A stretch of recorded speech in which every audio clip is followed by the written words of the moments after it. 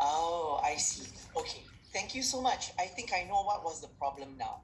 Okay, anyway, so back to today's presentation about top tips for writing a personal statement, right? So, as you might know, the University of Warwick is a university in the UK, in the United Kingdom, and we are actually one of the top universities.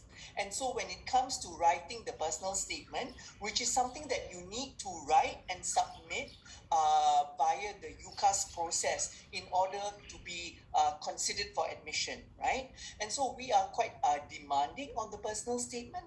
And so I am going to share with you what are the things that you need to do when you are writing a personal statement to make sure that it is an outstanding personal statement. And the personal statement, that you write is very important because, it is something that the universities, especially the top universities that are receiving so many applications from top students, they will definitely look at the personal statement to make their decision whether or not to give you an offer to study at the university. All right. So now let me continue with today's slides. Now, when it comes to admissions decisions, like I mentioned to you, you have to apply. If you're applying to any UK university, you have to apply via this website or portal called UCAS. UCAS, as you can see here, UCAS, ucas.com. So ucas.com is the website or the portal where you need to upload your documents, provide your personal details, submit all the relevant documents, which will then be forwarded on to the different universities that you have chosen. UCAS allows you to choose up to 5 UK universities, right? So it's only for UK, right? So UCAS allows you to choose up to 5 UK universities, and whatever you upload onto UCAS, that means your academic qualifications, your certificates, your personal statement, all this will then be sent to the universities you have applied for. Right, the exact same thing, the exact same documents and personal statement will be sent to all 5 different universities. All right. Now, because you have a maximum of 5 choices that you can choose on UCAS. Now, when the universities receive your information through the UCAS portal, you must remember that subjects are important. The subjects you have studied are important. Your grades are of course important, but also important will be your personal statement, especially if it's a very competitive course. That means, let's say for example, it's a course where we are asking for straight A's, right? And then all of this, so many of the applicants who apply got straight A's. Then we definitely need to look at the personal statement as well as the reference, the academic reference from your school, right? To see whether or not, which of all the students who got straight A's, which ones are better as assessed through the personal statement, and also by looking at the reference provided by the school. All right. Now, the personal statement, what is it? I'm so glad that Ms. Ng asked the question, what do you think is a personal statement, right? Today I am here to tell you that the personal statement is actually an academic essay. It's an academic essay that is supposed to show your passion, your interest, your suitability for the undergraduate course that you have chosen. Okay, so for example, if you are a student who has decided that you want to study engineering, the personal statement should be treated like an academic essay that shows your motivation to study engineering. Why you want to study engineering, what makes you a good student to study engineering, what sparked your passion for engineering, what is the relevant extracurricular activities or activities outside of school that make you suitable for engineering, right? What are the activities in school that you took part that make you suitable for engineering? What do you want to do after you graduate? Right? After you graduate from university, what is the career you want to pursue? Is it something engineering related? Right? So in a way, it's like a motivation letter, almost like a motivation letter, a motivation essay to show the university where you have applied for engineering why you would be a great engineering student. All right? Of course, the same applies if you're, applying for something else. Maybe you're applying for biomedical science, right? And so similarly, we want to know why, what will make you a great biomedical student? What are your qualities? What extracurricular activities or school activities you have done to show your passion for this subject? And what you want to do after you graduate, etc., right? So we just want to make sure that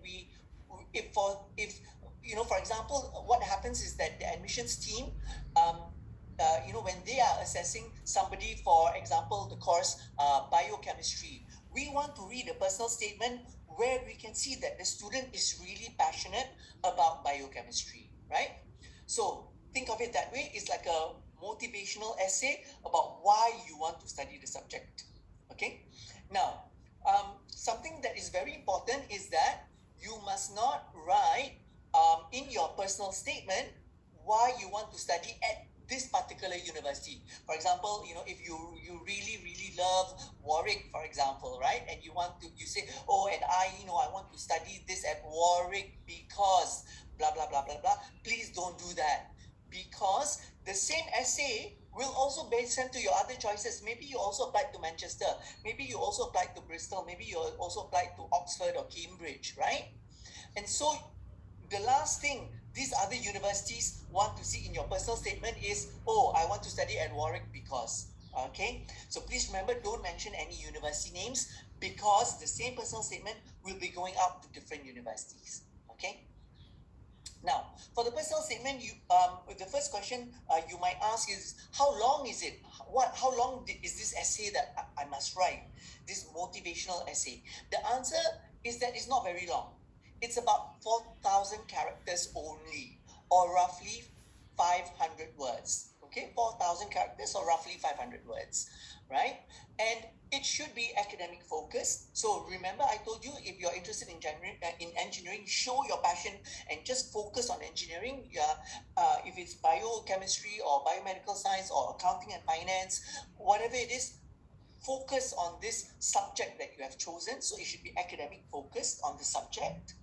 Be original. So for example, you really must not copy from your friends, copy from your seniors, copy from the internet. Please do not do that, because the UCAS uses some software to detect people who copy their personal statement from others. So please don't try to copy. Be original. Write your own essay. And do note that different universities will weight it differently. What does this mean? What this means is that for some universities, maybe the personal statement is less important, but the grades are more important. But then for other universities, maybe the personal statement is equally important. Now, let me tell you, for the top universities in the UK, right? Because we receive so many students with top grades, it's very difficult to choose, because everybody has the same top grades, right? And so for us, the personal statement is very important because it helps us have a better understanding of who to choose, because we need to choose from so many top students. Okay. Now, where to begin? Let's say you're thinking of starting your personal statement. Where to begin? Okay, now before I forget, I must tell you this. If you are thinking of applying to maybe America, right? Or as well as the UK. For example, you are a student and you're thinking, okay, for my university, I will apply to some US choices and then I will apply to some UK choices. Now, please note that in the American system, they will also ask you to write a personal statement, right? But the American personal statement, they require to see different things from you, right? They want to see like a very well-rounded student, etc., etc. Okay, so what I'm trying to say is you cannot use the same personal statement that you are using to apply for UK university and just copy that and use that for the US university. It will not work, right?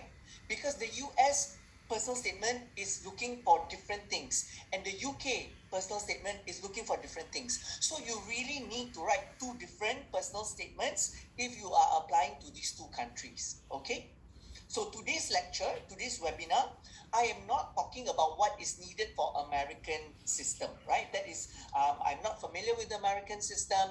That is not my focus. I work for the University of Warwick, and so I am focusing on the UK system. So whatever I'm telling you today, please remember, these are tips for writing a UK personal statement, all right? Okay. Now, having said that, I would like to just advise you, like if you're thinking, oh, okay, I want to start writing my personal statement, how do I go about doing it? What are some of the general principles to remember? Now, some of the things to remember would be to avoid using cliches or overused opening sentences. And I will tell you what are some of these very common opening sentences that many people use, and so it's not very original, and so it's not very impressive, right? So you want to avoid using very common opening sentences. Get to the point quickly. Capture your interest in the subject. When I say the subject, it means the subject that you want to study. So capture your interest, maybe in engineering or in biochemistry or in accounting and finance or whatever it is, management, right? Whatever is the subject of interest, you must show your interest in the subject. Ditch the cliches. So please don't use write cliches in your essay and quotes. Okay, now quotes, like some people, they in their personal statement, some of the students, they like to quote like maybe some inspirational quote or motivational quote, right? Like say from Mahatma Gandhi, or be the change that you want to see in the world or something like that. For quotes, actually, because so many people also use quotes, and then if it's not related to your subject, then it will come across as like, a very common thing, right?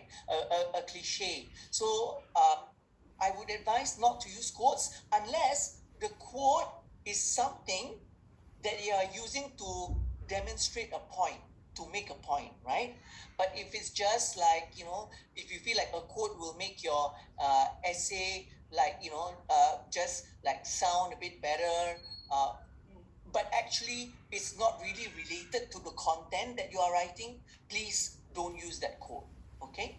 So don't overthink it and make it personal. So it is very important. That's why it's called a personal statement. So it is important that the personal statement also gives an insight into your personality, who you are, okay? Now, so I told you that, one of the first things you need to know is that you must avoid the common opening lines. Now, what are some of the common opening lines? So the bullet points you see, for example, the first one says, from a young age, I have always been interested in or been fascinated by molecular biology, okay? So from a young age, I've always been interested in molecular biology. 1,000, as you can see the number in the brackets, 1,779 students applying by UCAS actually start their essay this way, right? Another 1,450 students start their essay with, for as long as I can remember, I have always been blah, blah, blah, blah, blah, fascinated by aeronautical engineering, for example, right? For as long as I can remember, I have 1,450 people. start that way, right? So other common lines include, I am applying for this course because, right? This is a good line in the sense that it's very direct, it's very like straight to the point, which is good. Remember, straight to the point is good. But when you start your essay like this, and so many people also start their essay like this, it doesn't create a good first impression. So you might want to avoid that. Now, I have always been interested in 927 people. Throughout my life, I've always enjoyed 310 people, right? So as you can see, the photos on the right here, where it makes people yawn, right? Or in this case, the animals. We thought these are cute pictures. It's boring. I mean, it's a boring start to your personal statement. So you want to avoid that because you want to create a good first impression. Okay. Now, for the personal statement, how should you structure your essay, right? How do you structure your essay? 70 to 80% should be focused on the academic subject that you are wanting to study. 70 to 80%, right? Focused on the academic subject you want to study. So, for example, why you want to study this subject? What are the subject-specific skills that you have that will allow you to contribute in class at university, that will allow you to be a good student in this subject at university level? So what skills do you have? What is some of the wider reading that you have, so some of the books, academic books, maybe academic journals that you have read about this subject or course that you are interested in. So basically beyond going your school textbooks, right? Reading beyond your school textbooks. What are some of the interesting books you have read? Okay. Extra activities, right? So as I mentioned, extracurricular activities or co-curricular activities, or even, activities that you take part of outside of school, right? That is related to the subject, that shows your passion for the subject. And finally, what are the future plans? After you graduate, what would you like to do? What kind of career do you want for yourself, right? So these are some of the important things to talk about in the main body of your personal statement, the 70 to 80%, I would say. Now, sorry, let me just ensure for a while. Let me see if I've skipped any slides. Okay, right. So, if 70 to 80% is supposed to be focused on the academic, what is the other 20 to 30%, right? That would be your extracurricular activities. So, for example, if you really want to talk about, the fact that you were captain of the soccer team, right? Or maybe you really want to talk about the fact that you actually are a concert pianist, right? And you have actually performed shows, your own piano concert, right?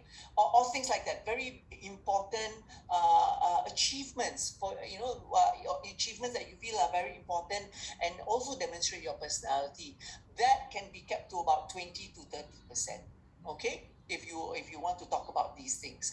And talking about these things can help as well, because, for example, if you were the president of the student council, you can talk about how, that cultivated your leadership skills, your communication skills, etc. And these soft skills can also be important, right? And that is also something that the university would be interested in. Okay, so if you have very strong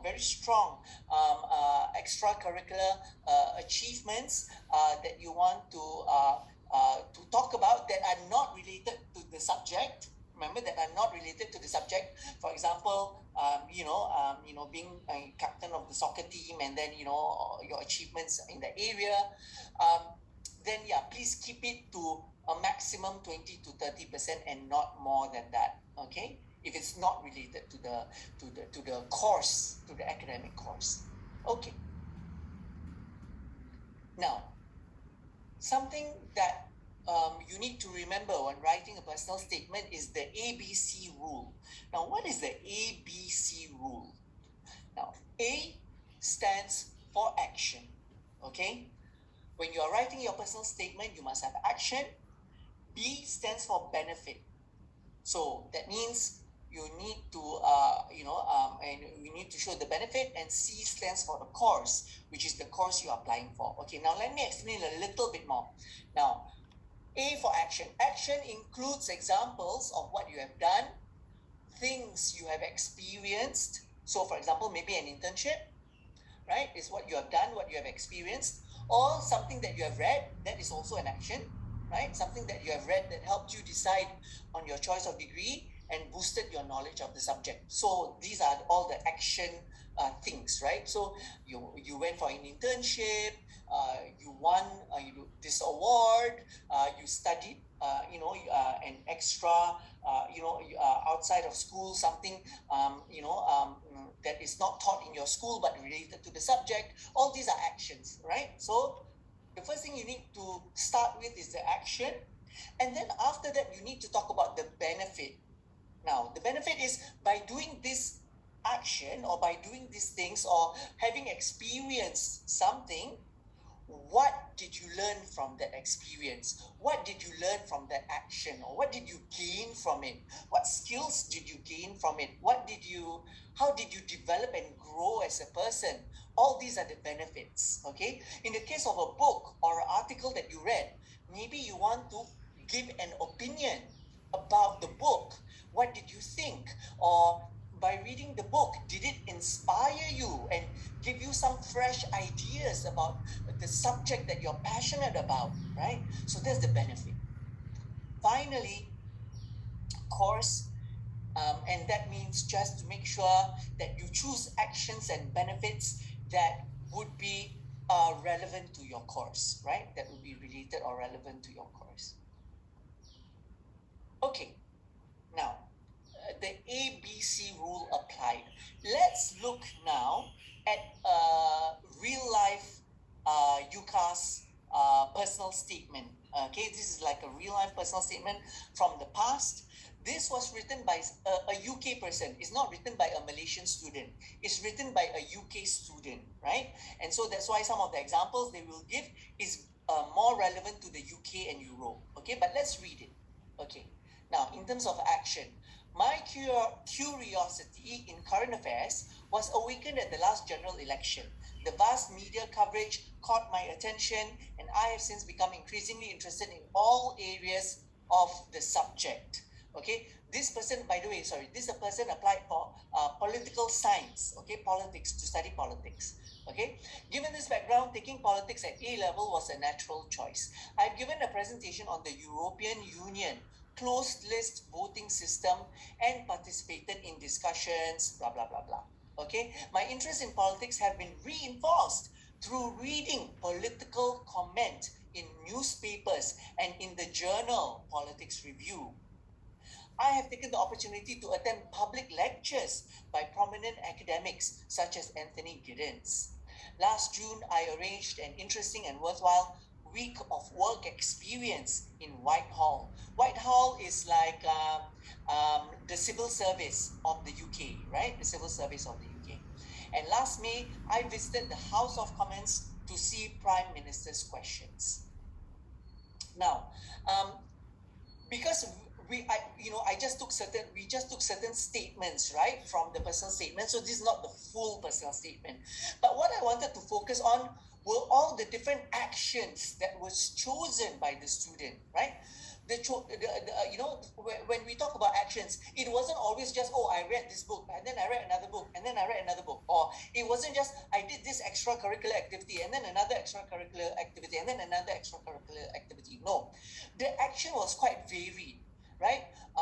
The actions talked about their passion, which was ignited by the general elections, right? So this is more about your personal experience.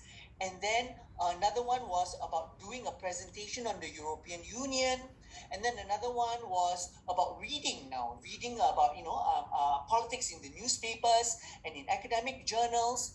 And then another action is about attending public lectures by academics, right? And then another one is about internship, right? And so this student was able to choose really good examples of different kinds of actions, all of it pointing towards the passion for politics, all right?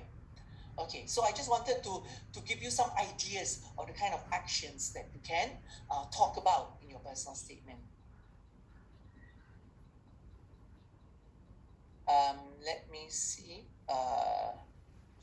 Okay. So, for benefit, I'm going to do an exercise with you later, right? For benefit, I'm going to do an exercise with you later. But I just wanted to show you this slide about how some people can actually choose the wrong course or talk about actions that are not related to the course. Okay, so for example, just to let you know, this is another UK personal statement. The student has applied for psychology, right? The student has applied for psychology, and these are the kinds of actions that the student talks about. Let's read it. My interest in psychology has stemmed from a number of things, and partly from the theatre arts course I have taken for the last 5 years. I have been in numerous school productions, which has increased my level of performance in front of an audience. As well as enjoying acting, I am a very sporty person. I have been rated as abnormally fit, and I am hoping for a career in the Royal Armed Forces. Okay, so for me, I don't know about you, but for me, I think that the kind of actions that have been chosen is not relevant to psychology. It's not helpful to psychology, right? Because the person talks about, a theatre arts course, and I'm like, okay, but what is the relationship between theatre arts course and psychology? That is something that would need to be explained, because if it's not explained, then it really doesn't make sense. I have been in numerous school productions, so again, acting, right? Enjoying acting. I'm a very sporty person. I'm abnormally fit, and I'm hoping for a career in the Royal Armed Forces. Okay, you're sporty and you're fit. What has that got to do with psychology? Why are you telling me this? It's irrelevant, right? I'm hoping for a career in the Royal Armed Forces. So that means, what does that mean? You want to be a soldier. So if you want to be a soldier, how does studying psychology help you to become a better soldier? Because, obviously, if you're going to be like a combat soldier, how does that apply? I mean, all these things are, left unanswered, and only in the eyes of the admissions tutor, it just raises more questions, and it's like, how does this student fit into my psychology course, right? And so obviously, we're going to say that this student is not suitable. Okay, so this is a negative example. Just now I showed you a positive example about the politics. Now I'm showing you a negative example, all right? What to avoid. Okay. Now, we're going to do some participation, all right? And so, I want you to read these 3 examples, okay, of personal statement. These are just lifted from some personal statements, and I want you to think and tell me which one you think is the best, okay? And maybe why, but maybe just focus on which one you think is the best. Now, I'll just give you maybe 1 minute to read this.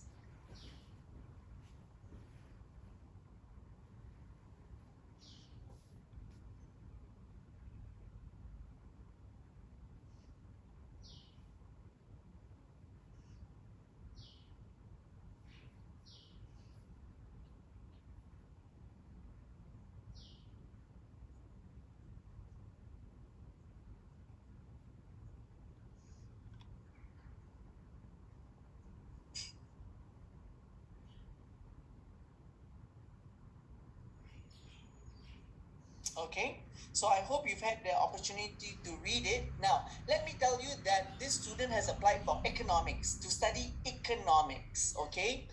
Now, based on what you have read, which one do you think is the most suitable student for economics based on this extract of their personal statement? I'm going to stop sharing and so that I can see in the chat box. So I want you to type, is it number 1, number 2, or number 3?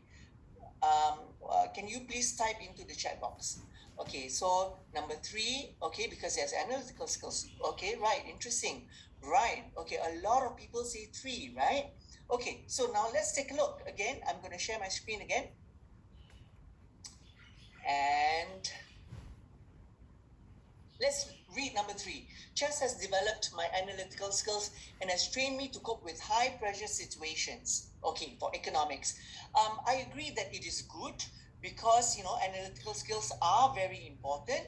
And chess is a very intellectual game, so that's good. However, I think that number 2 is even better. Number 2 is even better, right? Now, let us just say that I think we all can agree that number 1 is really not relevant at all to economics. And so that is a very bad example about being in the judo club, enjoying your lessons and all that. It's irrelevant. It's just a waste of space, right? So we all agree that, number 1 is really not suitable. Number 2, like I said, number 3 is good, but now let me explain to you why number 2 is the best. Number 2 is the best because maybe some of you don't know this, but game theory analysis is a concept that a lot of the professors in the studying economics that they are looking into. Game theory analysis. That is a very important concept in the study of economics at undergraduate level, right? At the university. And so already the student is showing that they are aware of this economics concept of game theory as well as prisoner's dilemma, right? Game theory and prisoner's dilemma, they are related concepts that you study in economics. That is why already the economics admissions tutor will be like, oh, wow, this student knows about game theory. He's applying some economics concepts. So that's interesting. Also, this is so smart because the student applies this, this idea about game theory when talking about rugby and when talking about like drug taking, right? Doping in sports. So on the one hand, not only do we know that you are a sportsman because you play rugby, right? But then on top of playing rugby, you are able to apply these economics concepts to the life that you have lived as a rugby player, right? That means even when you're in the rugby in the situation of rugby and sports, you are able to apply economics concepts. That is why this number 2 is outstanding, okay, for an economics admissions tutor. All right, like I said, number 3 is good, but we don't see the direct relevance to economics in that situation. Now let's try another one. Okay, which one do you think is the best? Okay, and if you want to tell me why, that would be great also. So I'll give you 1 minute.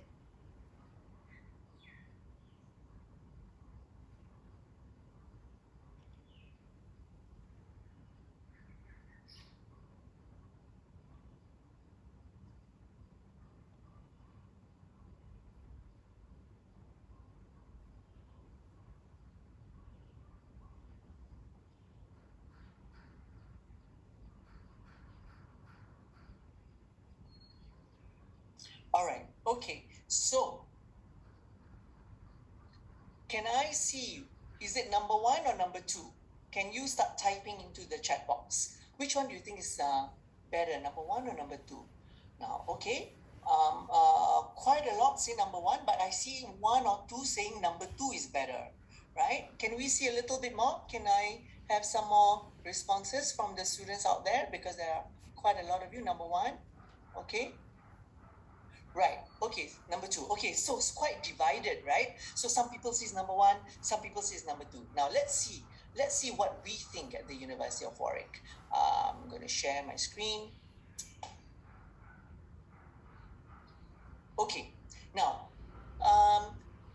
Number one, I have undertaken internships at Eversheds, PwC, XXX Family Law, XXX Solicitors, where I gained valuable work experience and skills, which confirmed my aspirations to be a commercial lawyer.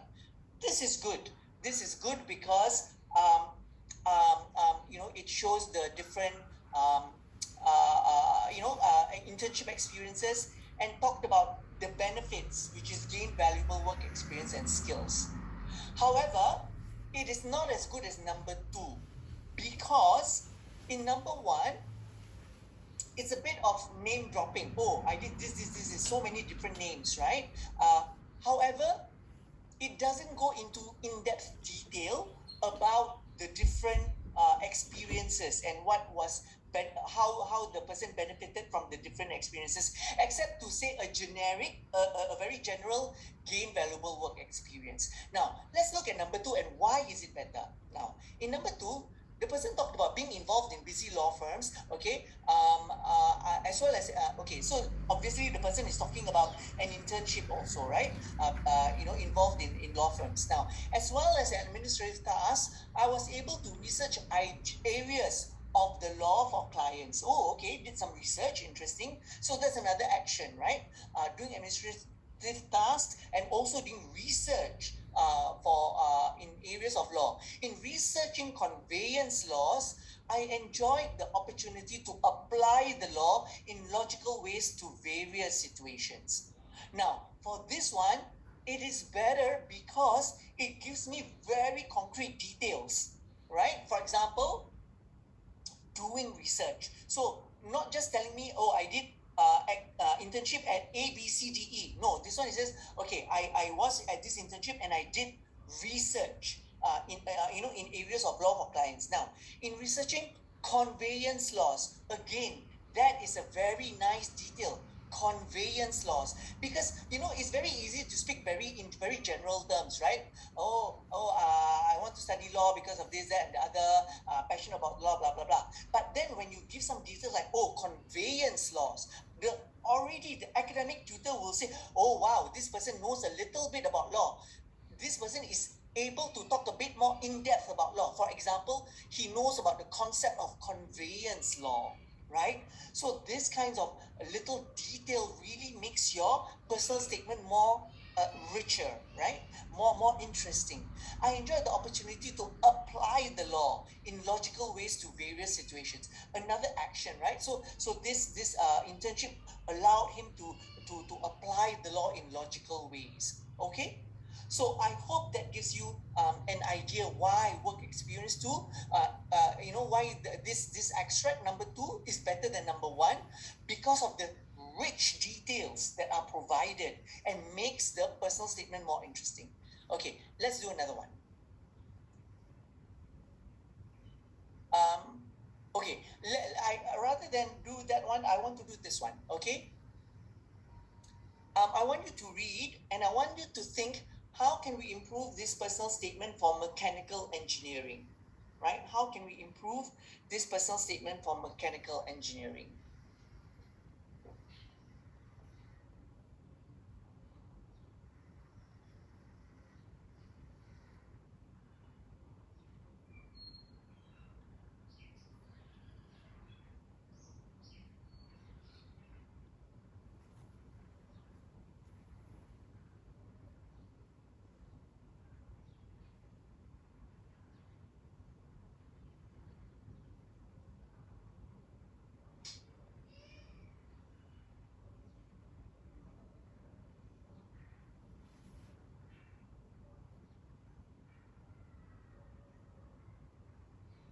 Okay, now, so I won't ask for responses because we're running a little bit short of time, but I just wanted to point out that this is already a very good personal statement, all right? I'm sure you can see, some of the reasons why this is a very good personal statement. Because, for example, you see, taking part in engineering education scheme, that's the action, gave me the opportunity to experience work as an engineer, as well as achieving the Gold Crest Award. Wow, the person won a Gold Crest Award. That sounds impressive, right? So we already start to imagine that this must be an excellent student, right? As a team, working with the Walker Filtration, okay, that's the company, Walker Filtration, to investigate an alternative method of attaching the end caps to the media cartridge, allowed me to work with equipment such as an optical pyrometer. Wow, this person is really loving their engineering equipment, optical pyrometer, right? So already we know that, oh, this person is very technically minded, which is perfect for somebody who wants to be an engineer, right? Not accessible in school, okay?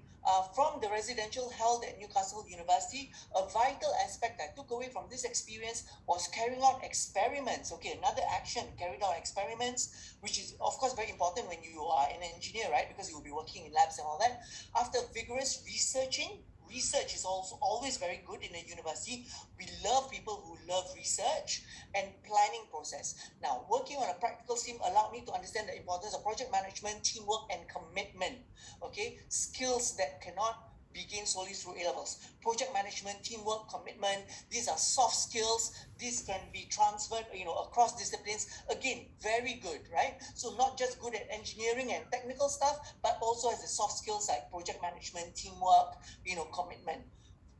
Very, very good. Very, very good personal statement. Okay. Now, how can we make it better? Maybe the person, because it's already so good, right? It's very hard to improve on this. But if I were to give a suggestion on how we can make it just slightly even better, I would say, okay, as a team working with Walker Filtration to investigate an alternative method, allow me to work with equipment such as optical pyrometer, not accessible in school. Maybe if the person does a bit more research about the sophisticated machines that are in the labs at the universities, right? Maybe there is the most recent, like the latest 3D printer that can do this, that, or the other.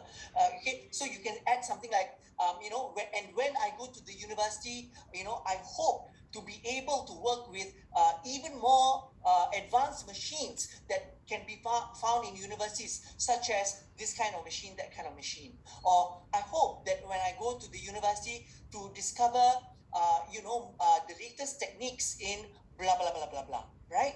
So that is the only way I can think to improve on this personal statement, which is already very, very good, all right?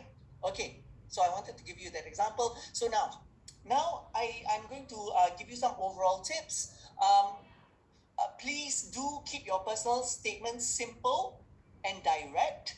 Be careful with humor. So sometimes people, like they want to make a joke on their personal statement. Please be very careful about doing that because, sometimes your sense of humor is not the same as other people's sense of humor. And so it might backfire, right? And anyway, this is supposed to be an academic essay. So be careful with humor. Start early and leave plenty of time for editing. So basically, don't write a first draft and then immediately submit it to UCAS. No, your first draft is never your best version. You must leave time for you to edit and refine it and make it better and better, okay? So you need to do a few versions and keep improving it. Don't submit your first version. Get a proofreader. After you have already finalize your final draft and you're very happy with it, get somebody to proofread. Because sometimes when you have read the same essay many times, you may skip or you may miss out on maybe some grammar mistake or some spelling error, and you really don't want any kind of like spelling or careless mistakes in your personal statement. So get somebody to just read it for you to spot if there are any careless mistakes. Work offline and copy and paste into the application when ready, right? Adopt a formal tone. Like I said, it's an academic essay. Link your extracurricular pursuits with your course choice. Please do not, okay, these are the things to avoid. Please do not have an imbalance between academic and extracurricular content. So that means, for example, you talk about your rugby, and then you talk about your, taking part in the school play, and that's 70%. And then the academic is only 30%. No, you must avoid that. Remember, the academic side must be about 70 to 80% at least, right? Now, do not focus on just one institution.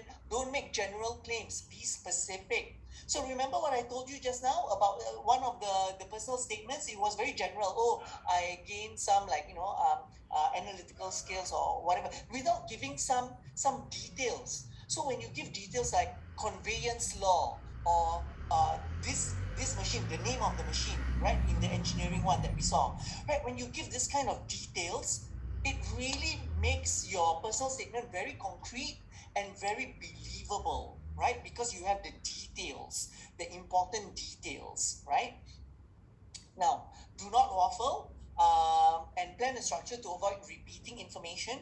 So please, in your personal statement, do not say, for physics, I got 80%, and then for maths, I got 80%. So this makes me a great engineering student.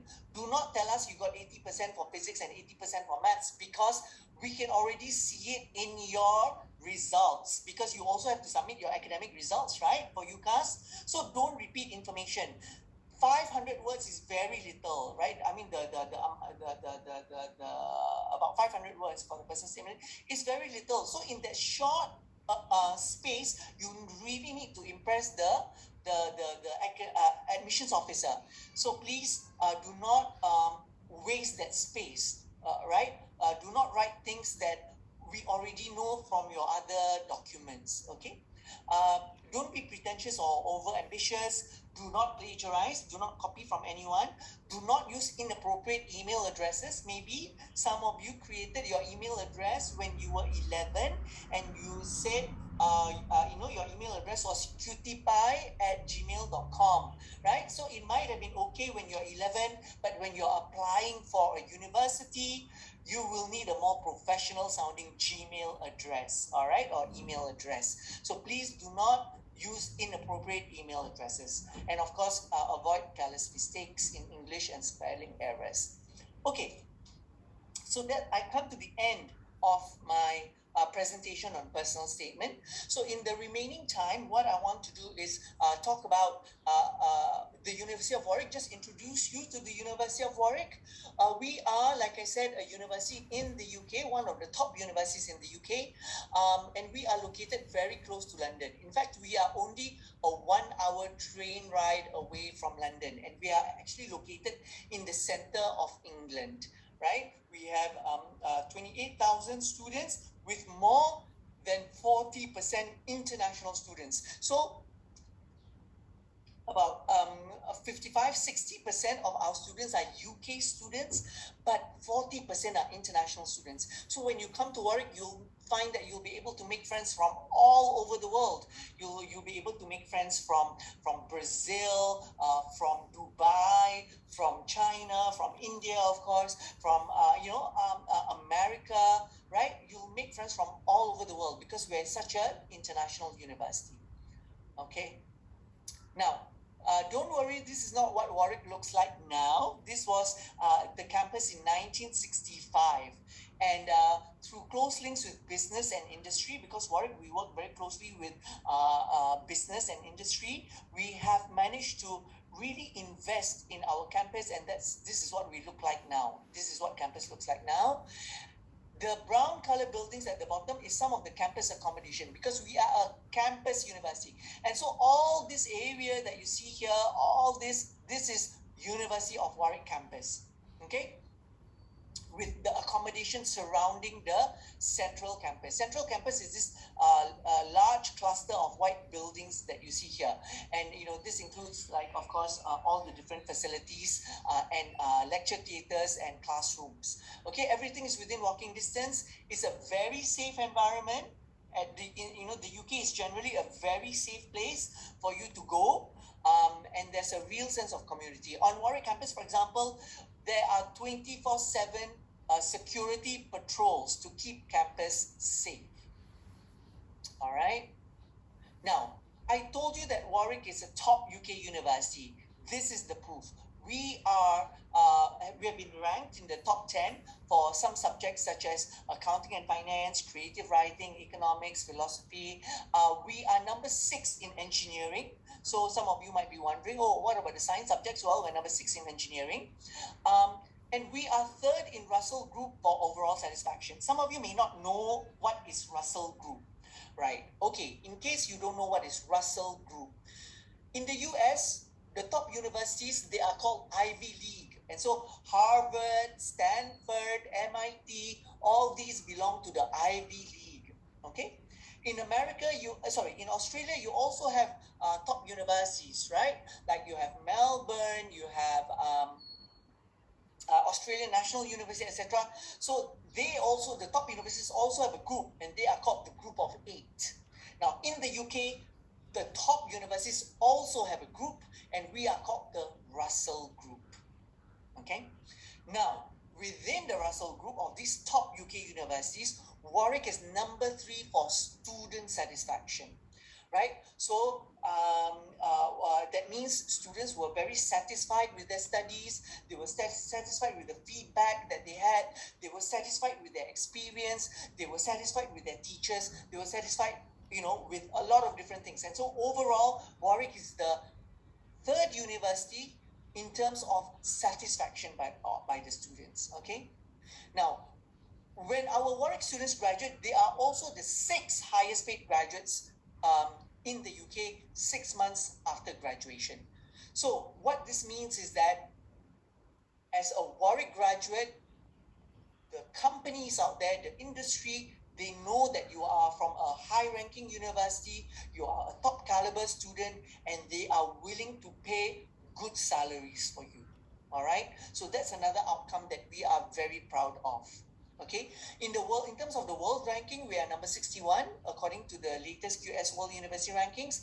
And this year, we are especially proud of the fact that we were named University of the Year runner-up.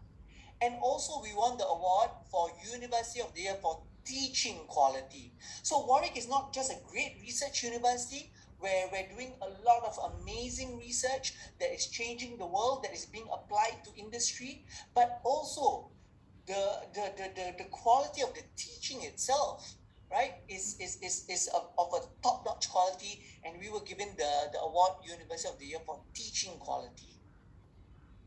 So that's our reputation. Now, if you ask me what makes Warwick different from other universities, what is the personality of University of Warwick, I would say first of all that Warwick is creative.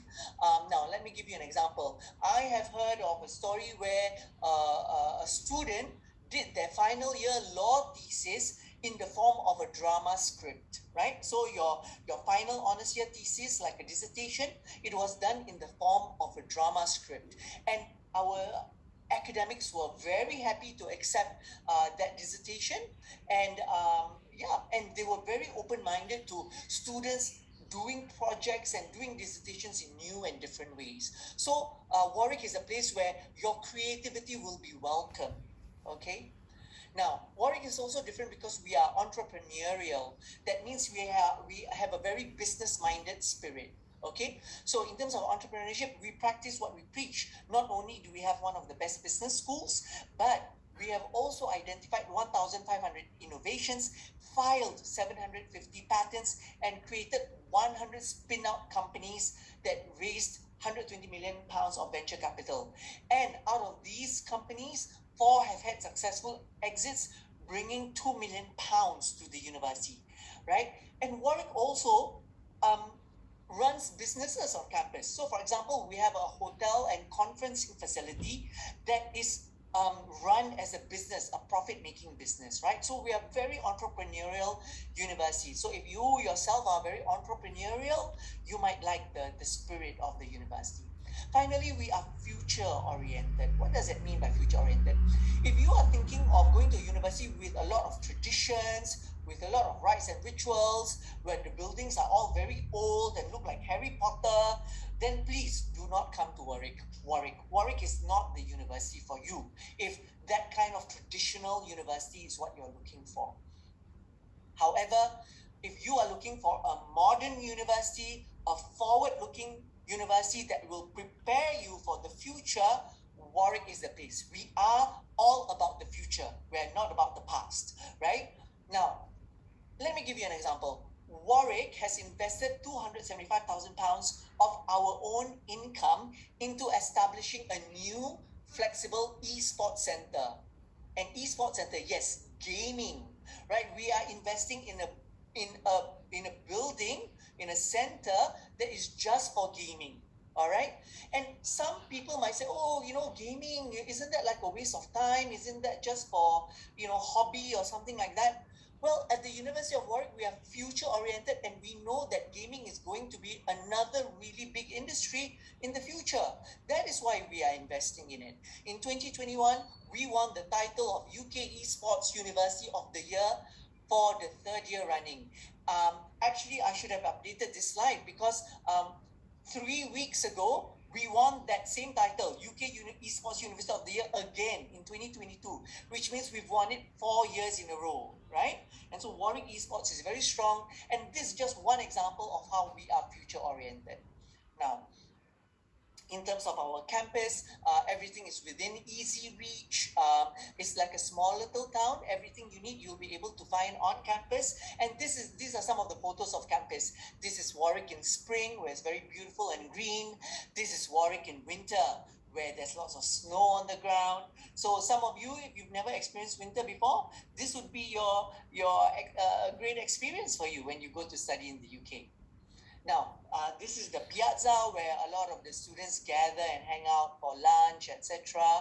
Our latest sports hub, where you can practice, all sorts of different sports. We have actually 65 different sports on campus for students to practice, including fencing, judo, and even, things like scuba diving, skydiving, horseback riding.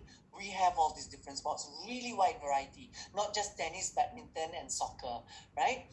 And these are some of the facilities. I can see we've got a great mega gym, swimming pools, etc. on our campus. Warwick Arts Centre is also the biggest arts centre in the UK outside of London. This is a place where a lot of theatre performances, symphony orchestra, music, concerts are played, and also academic lectures by very famous world leaders as well as famous academics. But on top of that, it's a place where you can just go to unwind and watch the latest movie, because we have a cinema also in the Warwick Arts Centre. And of course, we have student accommodation, right, available for our students on campus. As I mentioned, we are located in the city of Coventry, which I told you is 1 hour away from London by train. Our nearest big city neighbor is Birmingham, and Birmingham is actually the second largest city in the UK, right, after London. And this is only 20 minutes train ride away from Coventry. And Warwick Castle. So, the English countryside is also not far away. And so Warwick is about a 40-minute car ride from Warwick Castle, which is a very historical tourist attraction. A lot of tourists will go there to see what life was like in England during the Middle Ages. Stratford-upon-Avon is where Shakespeare was born, and where Shakespeare lived, and this is also about 40 minutes away from campus. Very beautiful little town, Stratford-upon-Avon. Leamington Spa is where a lot of our students live after they move out of campus, and Kenilworth as well. Now, I want to talk a little bit about UEC students and what they can study at the University of Warwick. At the moment, UEC students can only go study at our Faculty of Science, Engineering and Medicine, right? If you want to study in our Faculty of Arts, or if you want to study in our Faculty of Social Science, you have to do a foundation year first, okay? You have to do a 1-year foundation, and then you can proceed into Faculty of Arts or Social Science. But if you want to go into Science, Engineering and Medicine, you can go in directly to the undergraduate degree. No need for foundation program. We also have scholarships available. So all undergraduate courses are available, we have scholarships available for all undergraduate courses. And these scholarships include full tuition fee scholarships. In fact, this year we are giving out 20 full tuition fee scholarships. So you don't pay any tuition fees at all, right? And there are different levels of award. Apart from the 20 full fees scholarship, we also have another 13,000 pound scholarship available, and then another number of 2,000 pound scholarship available, right? So there really are a lot of scholarships available, and we are probably the only top UK university that is offering full tuition fee scholarship. You won't be able to find that to international students, right? So you won't be able to find that at any other top UK university. Apart from that, we also have the Al-Bukhari Foundation scholarship, which is only restricted to economic student or engineering student or business school student. So this one is only for students from these three departments: economics, engineering, business school. And for this one is £20,000 spread over 3 years. Okay. Now, some of you might wonder, what is the academic entry requirement for UEC students? The answer is we need an average of between 75% and above for you to enter Warwick, depending on the course, right? If you are applying for some of the less competitive courses, 75% is okay. But if you are applying for some of the more competitive courses, so for example, engineering, computer science, definitely we need 80% and above. All right, so that's my contact information. So I want you to either like maybe do a screenshot, or just, if you're still, using pen and paper, or, type this into your mobile phone, my WhatsApp number, as well as the email address where you can contact me if you have further questions. All right, so I'm going to stop sharing now, and I'm going to see whether there are any questions. Or whilst the students think of questions that they can type into the chat box, Ms. Ng, would you mind playing the video, just so that the students can see what Warwick is like?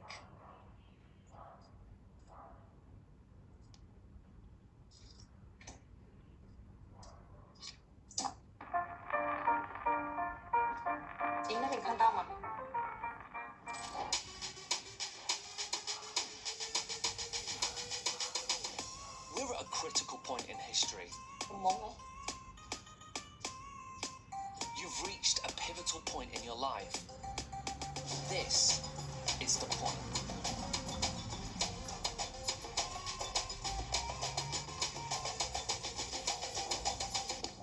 So don't let this moment pass you by. Get ready for it. Make sure you're equipped for anything the world throws at you. Be guided by expert minds. Don't leave yourself on mute. Don't stand still. Be part of a community which allows everyone to have a voice, to stand alone or to work in teams, to speak with freedom. Don't fear the future. Embrace it. Right now, in every community, city and country, we need leaders, imagination and insight. We need you. So yes, it is a critical point in history for everyone. But it's also an opportunity. It's your opportunity. We're ready to change your world. We're ready to change the world. Get ready.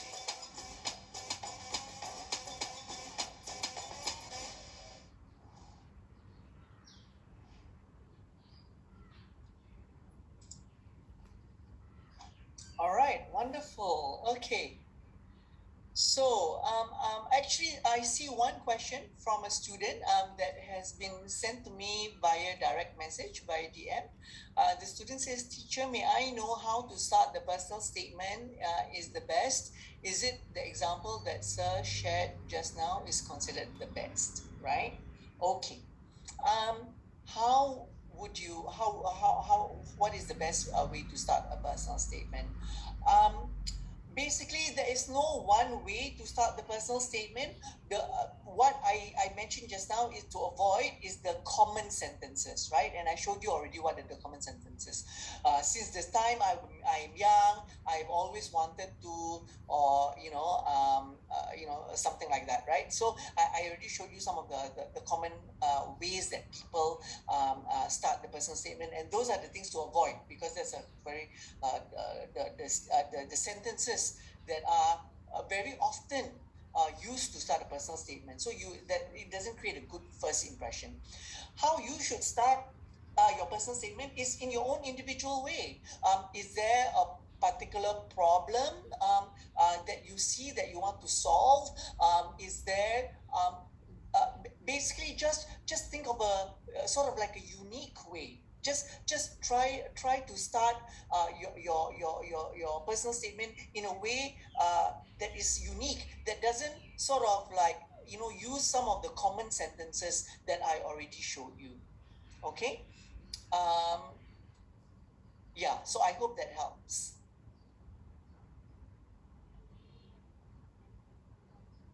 Any other questions?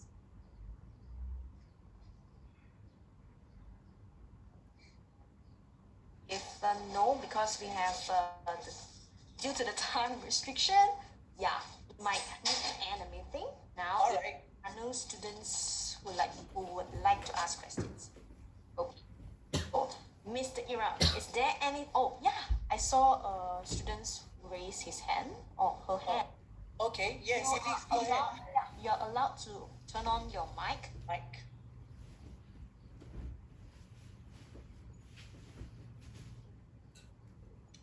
Please switch on your mic and ask me the question. I 陈 can't read the Chinese 陈 character. 陈元同学，你有问题想问是吗？Oh, I think Might have been a mistake. Okay. yes. Okay. All right. So, Mr. Iram, is there anything else you wanted to tell the students before we end this workshop? Right. The only other thing I want to say is that I'm going to type a message into everyone, for everyone in the meeting. This is our website. Please visit warwick.ac.uk. This is our website. Please visit our website. And also, if you are interested to know more about the University of Warwick, then I want to recommend that you go to this page to register for our mailing list. And when you go to our mailing list, you will be able to get newsletters and updates about scholarships, about virtual webinars, etc. And you can, we'll keep you updated on the latest information about University of Warwick, right? So I do strongly recommend that all of you sign up for the newsletter so that you can get up-to-date information, especially if you're interested to study in the UK. Okay, so we have come to the end of our workshop. I would like to thank everyone who have attended this workshop, and thank to Mr. Iram for sharing as well. Oh, yeah, I think we received one question. Yes. No, we do not offer architecture at the University of Warwick. So sorry. It's not a course that we have. We don't have architecture course. Hope that we had answered your question, Mingwu. Yeah.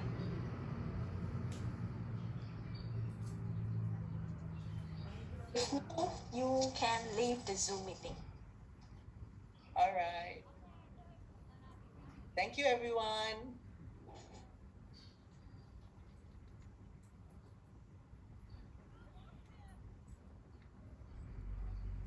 Thank you.